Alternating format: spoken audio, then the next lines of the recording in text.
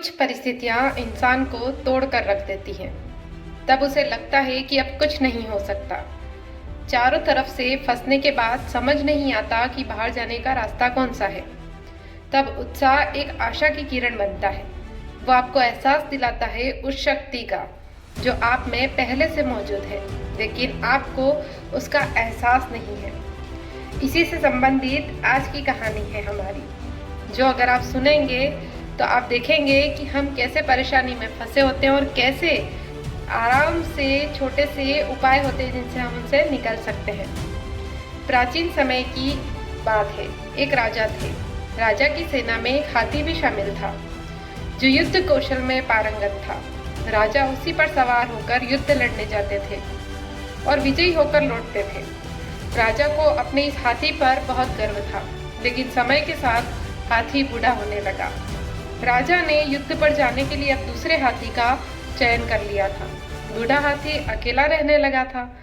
एक दिन घूमते घूमते वह गहरे तालाब में गया और दलदल में फंस गया। जोर जोर से चिंगाड़ने लगा।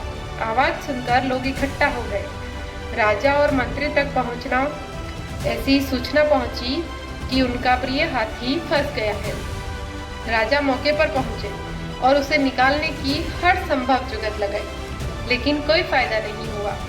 आखिर में किसी ने राजा को बताया कि गौतम बुद्ध नजदीक ही हैं और इस जंगल से गुजरने वाले हैं। क्यों ना हाथी को बचाने के लिए उनसे सलाह ली जाए।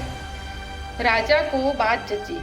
वे स्वयं गौतम बुद्ध के पास गए और पूरा घटनाक्रम बताया।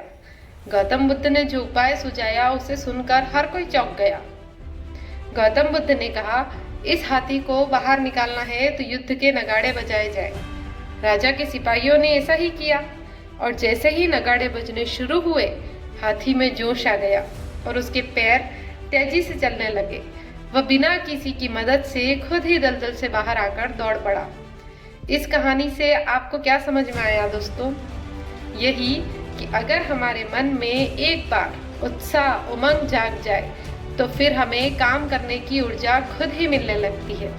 और कार्य के प्रति उत्साह का मनुष्य की उम्र से कोई संबंध नहीं होता है।